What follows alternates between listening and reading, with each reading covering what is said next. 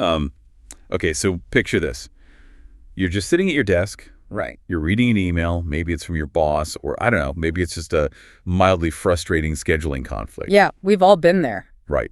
And suddenly your body reacts as if a literal 400-pound tiger just walked into the room. Oh, totally. I mean, your heart starts pounding against your ribs, your chest tightens up, your palms are sweating, and you have to wonder, like, what is actually happening to us on a biological level in that moment? It's a great question, and it's wild how common it is. It really is. So today we are doing a deep dive into a recent clinical guide on neurobiology, and it explores the precise architecture of an anxiety spiral. And our mission today is incredibly specific. Right, we're taking a slightly different angle. Exactly. We are going to completely bypass the psychological side of anxiety. We aren't going to talk about, your childhood or your feelings about that email or talk therapy. Which is usually where people start. Yeah, but not today.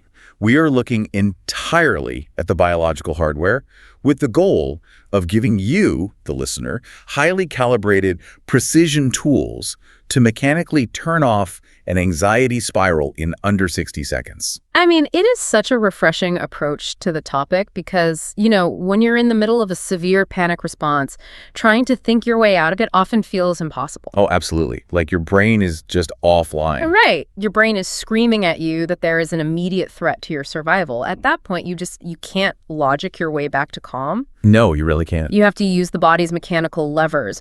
But to give you those levers, we first have to understand the underlying machinery, right? We need to look at what actually happens in the human body during a stress response. Right. Before we can stop the runaway train, we need to know how the engine works. Basically. So let's go back to that desk. I'm staring at the stressful email. I feel the panic starting. What is step one in that biological cascade? So step one begins deep in the brain, specifically with a small almond-shaped structure called the amygdala. Okay. You can think of the amygdala as your neurological alarm center. It doesn't use logic, and it doesn't wait for conscious permission. It just, detects a perceived threat. So it's completely automatic. Completely. The moment it registers that stressful email as danger, it sends a massive urgent distress signal down to the hypothalamus. And what does the hypothalamus do with that signal? Does it directly control the organs, or is it sending out hormones? It acts as the grand dispatcher. So the hypothalamus instantly responds by dumping a massive payload of adrenaline and cortisol directly into your bloodstream. Wow, just instantly flooding the system. Exactly. And this initiates a profound systemic biological cascade driven by the sympathetic nervous system. Now, the sympathetic nervous system is the branch of your autonomic nervous system responsible for the fight or flight response. All right, the classic fight or flight. Yeah, it's essentially the biological gas pedal. It instantly preps your body for physical combat or a desperate sprint for survival. So it's literally getting you ready to run away from that tiger. Yes. Your heart aggressively accelerates because it needs to pump oxygen-rich blood to your major muscle groups. Your pupils dilate to take in more visual information, and crucially, your breathing rate dramatically increases. Okay, but this is where the modern world seems to create a massive glitch in the system, right? Because, in the past, that biological reaction was happening while we were actually running away from a predator. Right, we were moving. We were using the fuel. But today, a person goes through this severe, energy-intensive biological reaction while simply sitting perfectly still in a rolling chair. And that discrepancy is the core of the problem. Your body is flooding itself with combustible energy, but there is zero physical movement to actually utilize it. That sounds dangerous. Well, it throws everything out of balance. Because you are stationary, that rapid survival mode breathing becomes shallow. You aren't taking the deep, full physical breaths you would require if you were actually sprinting through a jungle. You're just kind of panting at your desk. Exactly. You are taking rapid, shallow sips of air into the upper chest. It sounds like taking a high-performance sports car, putting the gear shift into park, and then just absolutely flooring the accelerator pedal. That is a perfect way to look at it. Like you're revving this massive engine, burning all this fuel, creating all this heat and pressure, but the car isn't moving an inch. That analogy captures the mechanics perfectly. The engine is just tearing itself apart from the inside. And the specific way it malfunctions, the way that engine in park creates a crisis, has to do with the delicate balance of gases in your bloodstream. Gases, like oxygen and stuff. Right. So your lungs are designed to be the primary bridge between the outside atmosphere and your internal environment. Deep inside the lungs, you have millions of microscopic air sacs called alveoli. Okay, alveoli. And their primary function is to facilitate the rapid exchange of vital gases. So they trade the oxygen we breathe in for the carbon dioxide we need to breathe out. They do, but here is what the clinical literature reveals about what happens during that shallow, desk-bound breathing. Because the lower lobes of your lungs are suddenly underutilized, many of those tiny alveoli actually collapse. Okay, they collapse? Yeah, they literally deflate and stick together.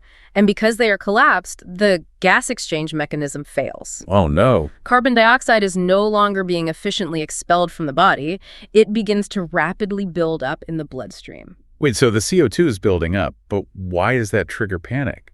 I always thought a lack of oxygen was the problem when we felt out of breath. It's a really common misconception. The brain is actually much more sensitive to carbon dioxide levels than oxygen levels. Really? Yeah, it is this exact localized accumulation of carbon dioxide combined with your artificially fast heart rate that sends a terrifying chemical signature to the brain. So the brain sees that CO2 and freaks out. Exactly. The brain interprets high CO2 and a high heart rate as suffocation. It triggers an intense feeling of claustrophobia. Wow. So the panic you feel isn't just a psychological misinterpretation of an email. You are mechanically offloading excess carbon dioxide so poorly that your body truly believes it is running out of air. That completely changes how I view anxiety. It's wild, right? It totally is. So when you feel that chest tightness during a stressful moment, you aren't just stressed in some vague emotional sense. You are literally experiencing a localized buildup of suffocating carbon dioxide in your bloodstream. Yes. It's an issue of plumbing and gas exchange. It is entirely a plumbing issue at that stage. And once you view it through the lens of gas exchange, you start to see why the most common advice we give to panicking people is actually counterproductive. Hold on. Because if I see someone having a panic attack or if I feel myself spiraling, the first thing I do, the advice we've all heard since childhood is to say, just take a deep breath. Yeah. It makes logical sense. If you feel like you are suffocating, you assume you need more air. Are you saying we've all been actively making panic attacks worse? The clinical guide makes a very strong case that, yes, in the middle of a panic state, telling someone to just inhale deeply is effectively throwing gasoline on the fire. Wait, what? How is that possible? How does getting more air make a suffocating feeling worse? To understand that, we have to look at the mechanical anatomy of an inhalation. Think about what actually happens inside your torso when you take a massive single deep breath in. Okay, my chest puffs out. Right. You draw air into the respiratory system, and to make room for that air, your diaphragm, the large muscle at the base of your chest, has to move downward. Okay. When the diaphragm moves downward, it physically expands your thoracic cavity, which is the space inside your chest. Okay, I'm following. The chest gets bigger to make room for the lungs. Now, because there is suddenly more physical space inside the chest cavity, the heart actually expands slightly. The heart itself. Yes. It has more room, so it physically stretches out, and because the heart is slightly larger in that moment, the blood moving through the chambers of the heart slows down. Really? Just the physical expansion of the chest slows down the blood flow through the heart? It's pure physics. You have a larger volume, same amount of fluid, so you get a slower flow rate. Huh. But your body has an incredibly sensitive monitor for this. There is a cluster of specialized cells in the heart called the sinoatrial node. The sinoatrial node. Exactly. And the sinoatrial node instantly detects that the blood flow has slowed down, and it immediately sends an emergency neural signal up to the brain saying, blood flow is dropping. Speed up the heart rate to compensate. Oh, wow. So by expanding the chest, the brain reflexively tells the heart to beat even faster to make up for the slowed blood flow. Yes. A massive deep breath in mechanically expands the chest, slows the blood, and triggers a reflex that accelerates your cardiovascular rhythm. That is just wow. It actively increases sympathetic nervous system activation. It ramps up the very biological alarm you are trying to turn off. By trying to get more air with a giant gasp, you are hardwiring your heart to race faster. So you're physically confirming to your nervous system that it should be panicking. Exactly. That is mind-blowing. The sheer mechanics of an inhale actively increase heart rate. The source provides a really useful way to visualize this entire system. Imagine your autonomic nervous system is an advanced, high-speed locomotive engine pulling a heavy train. Okay, a train. The sympathetic nervous system, the stress response, is the accelerator. It's shoveling highly combustible coal into the furnace, driving the train faster and faster. Right. The carbon dioxide building up in the bloodstream from those collapsed alveoli is the dangerous mounting steam pressure inside the boiler. And based on what we just learned about the sinoatrial node, taking a giant deep breath is just opening the furnace door and throwing more coal onto the fire. Exactly. You're just revving the engine harder. So we have to find the release valve for the steam. We need to mechanically vent the carbon dioxide and slow the locomotive down. Which brings us to the first practical tool in the clinical guide, the real-time pattern interrupts. The source refers to this as the physiological sigh. Yes. This is the emergency brake you can pull at your desk. Yeah. How does this differ from just taking a deep breath? So the physiological sigh relies on a very specific mechanical sequence designed to vent the boiler. The moment you detect that rising heart rate, you execute this formula. Okay. First, you take a sharp, deep inhalation through the nose until your lungs feel almost full. Wait, we just established that inhaling is the coal. Why are we starting with an inhale? Because of what comes next. Immediately after that first inhale, before you let any air out, you take a second, shorter, sharper inhalation through the nose. Oh, so a double inhale. Yes, it is a double inhale. One big breath in, and then a tiny extra sniff right at the very top. What does that tiny extra sniff at the top actually achieve? That second intake acts as a specialized hydraulic pump. Remember those millions of microscopic alveoli that collapsed because of our shallow, desk-bound breathing? The ones trapping all the carbon dioxide. Exactly. That final, sharp intake of air forces, those sticky, collapsed air sacs to physically pop back open. Oh, I see. So it's like if you have a bunch of tiny, crushed Weber balloons that are stuck together. Perfect analogy. You need that extra sharp burst of localized pressure at the very top of the breath to unstick the rubber and pop them open. That is exactly what happens on a microscopic level. Yeah. And once those balloons are open, they are finally capable of offloading the trapped carbon dioxide again. Okay, that makes so much sense. Which brings us to the final and most important step of the physiological sigh, the exhale. You perform a long, slow, extended exhalation through the mouth, making a subtle sighing sound. Just letting it all out. Yes. And the clinical guide emphasizes that the exhalation must be at least twice as long as the total inhalation. Why does the exhale need to be so long? Is that just to make sure all the CO2 gets out? It vents the CO2, yes, which relieves the suffocating feeling. But it also reverses the heart rate mechanism we talked about earlier. Oh, right. With the heart expanding and contracting. Exactly. When you perform that long exhale, the diaphragm moves up. The chest cavity shrinks. The heart becomes slightly more compact, which means the blood flows faster through its chambers. And the sinoatrial node detects that. It detects this faster blood flow and sends a signal to the brain to significantly drop the heart rate. So the secret to stopping panic isn't necessarily getting more oxygen in. It's the physical popping of the alveoli with that double inhale, followed by aggressively venting the CO2 on the long exhale. Yes. Which mechanically forces the heart to slow down. By deliberately modulating your breath this way, you are using the primary bridge between conscious thought and the autonomic nervous system. You are bypassing the panicked mind and directly reprogramming the biological hardware. That's crazy. The clinical guide notes that performing this exact sequence, double inhale, long exhale, just 1 to 3 times, will physically drop your heart rate and return your brain to a state of clinical clarity within 30 to 60 seconds. That is incredibly empowering. It is literally an off switch for panic. It really is. But, venting the CO2 works in the moment. I'd rather not get to the point where my chest feels like a crushed balloon. Is there a way to stop the nervous system from revving up in the first place? Actually, yes. The source outlines preventative protocols to build long-term resilience, and the most immediate one actually has nothing to do with breathing. Really? It has to do with your eyes. It involves establishing what's called a panoramic gaze. How do our eyes dictate our biological stress levels? Well, when you experience stress, your biology forces you into a state of intense, narrow, focal concentration. It's an evolutionary survival mechanism. Right. If there is a physical threat, your visual field narrows to lock onto it. We commonly call this tunnel vision. If you're hunting or being hunted, you aren't admiring the peripheral landscape. No, you are staring intensely at the singular point of danger. You need to focus on the tiger. Exactly. But this visual narrowing creates a powerful feedback loop to the brain.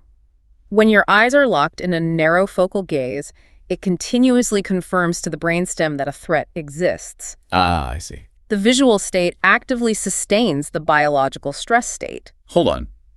If visual narrowing triggers and sustains an anxiety loop, does that mean staring intently at our narrow laptop and smartphone screens all day is secretly simulating a biological threat state for our brains? Yes, Even when we aren't consciously stressed about the work? you are seeing the exact connection.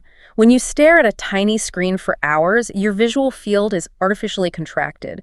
You are constantly feeding your brainstem the visual geometry of a threat state. Oh my gosh. As a result, your adrenaline levels remain chronically elevated. It's a massive contributor to modern workplace fatigue. That explains so much about why I feel exhausted after a day of just answering emails. How do we reverse engineer this if we have to work on screens?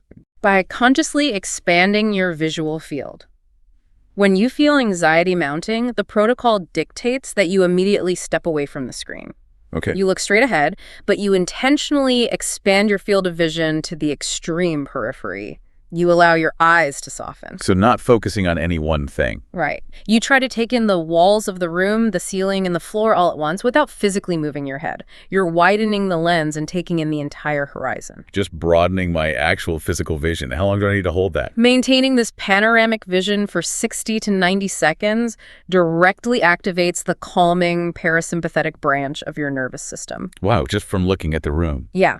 It signals to the brainstem that the environment is open, safe, and devoid of immediate threats. The brain responds by halting the release of adrenaline, effectively stopping the anxiety spiral before it fully forms. It's incredible how mechanical our bodies are. I mean, widen the eyes, drop the adrenaline, pop the alveoli, slow the heart. We really are operating a very sophisticated machine. A biological machine. Exactly. But what if I want to upgrade the machine itself? Like, is there a way to train the nervous system to handle higher loads of stress overall? Just like any machine, you can build up its tolerance. The guide suggests a practice called the morning carbon dioxide tolerance protocol. Okay. It's often referred to as box breathing. To build robust, long-term psychological resilience against panic, you need to train your brain to stop overreacting to carbon dioxide. You need to raise your biological threshold for stress. So this is preventative maintenance for the boiler. Exactly. How exactly does box breathing work? It involves a specific breathing cadence performed every morning upon waking up. You sit on the edge of the bed. You inhale quietly through the nose for 4 seconds. Okay, 4 seconds in. You hold that breath perfectly still for 4 seconds. You exhale smoothly through the nose for 4 seconds. Makes sense. And then, crucially, you hold your lungs completely empty for 4 seconds. You perform that continuous loop for exactly 3 minutes every single morning. Wait, I understand how 4 seconds in and 4 seconds out would be calming. But why the empty lung hold? That's the trick. Why force myself to hold my breath when my lungs are completely devoid of air for 4 seconds? That sounds actively uncomfortable. It is mildly uncomfortable, and that discomfort is the entire point. When you hold your lungs completely empty for 4 seconds, your blood oxygen drops slightly, but more importantly, your carbon dioxide levels spike. Ah, the CO2 again. Right. The brain detects this spike and begins to panic. He wants to trigger the alarm. But because you are sitting calmly on the edge of your bed, deliberately controlling the cadence, you force the brain to experience that chemical spike without a corresponding physical threat. So you are basically proving to your own brain that a spike in CO2 isn't necessarily an emergency. Precisely. By deliberately exposing your brain to these controlled, mild fluctuations of carbon dioxide, you are providing a low-dose stress vaccine to your nervous system. That's a cool way to think about it. You are training the chemical receptors in your brain to become less sensitive. Over time, your neurological alarm system adapts. So the panic doesn't set in as quickly. Right. So when real-world anxiety hits later in the day at the office and your breathing gets a little shallow, your brain doesn't instantly jump to the conclusion that you are suffocating. It stays anchored in a state of high performance because you've raised its tolerance threshold. That is profound. By doing 3 minutes of uncomfortable breathing in the morning, you are chemically rewiring your baseline tolerance, buying yourself hours of resilience for the rest of the day. It really summarizes the core philosophy of this clinical approach. True vitality isn't about the absence of stress. Right, because stress is always going to be there. Exactly. Stress is an inevitable part of living a full life. True vitality is the masterful, deliberate management of that stress. Yeah, you don't have to be a fragile vessel at the mercy of every stressful email or difficult conversation. No, not at all. By understanding the mechanical relationship between your lungs, your heart, and your brain, you actually possess the ultimate control panel for your own psychological resilience. When the world outside of you accelerates, you have the biological power to consciously decelerate. You are no longer just reacting to the runaway locomotive. You are the one sitting in the engineer seat, managing the steam, controlling the valves, and dictating the speed of the train. We've covered a tremendous amount of ground today, going from the neurobiology of the amygdala to the physics of the thoracic cavity to the actual plumbing of our tiny collapsed alveoli. It's a lot of mechanics. It is, but the tools are so incredibly practical. The double inhale physiological sigh to mechanically vent the steam, the panoramic gaze to signal safety to the brainstem, and morning box breathing to build long-term carbon dioxide tolerance. Yeah, they're game changers. But before we wrap up this deep dive, I want to leave you, the listener, with a new angle to ponder based on everything we've just unpacked. Oh, I like where this is going, because we've spent this entire time talking about waking life, right? Desk jobs, computer screens, conscious breathing protocols. Right. The source material shows us how visual focus and breathing patterns dictate our biological stress levels while we are awake at our desks. But consider this. If the physical mechanics of our breathing can so easily trick our bodies into a full-blown panic state, what happens to our baseline biology when we are asleep? That is such a good point. It raises a vital question about our unconscious hours. Think about it. We just learned that shallow breathing and CO2 buildup is the equivalent of revving a sports car engine in park. What if your breathing mechanics are compromised while you are unconscious? Like if you're breathing through your mouth. Exactly. Perhaps you breathe through your mouth or you suffer from slight sleep apnea. How might the way you breathe in your sleep silently dictate your biological stress threshold before you even open your eyes in the morning? Are you waking up with an engine that has already been redlining for 8 hours? It's something to think about the next time you find yourself stressed, before the day has even truly begun. Until next time, keep exploring the mechanics of your own machine.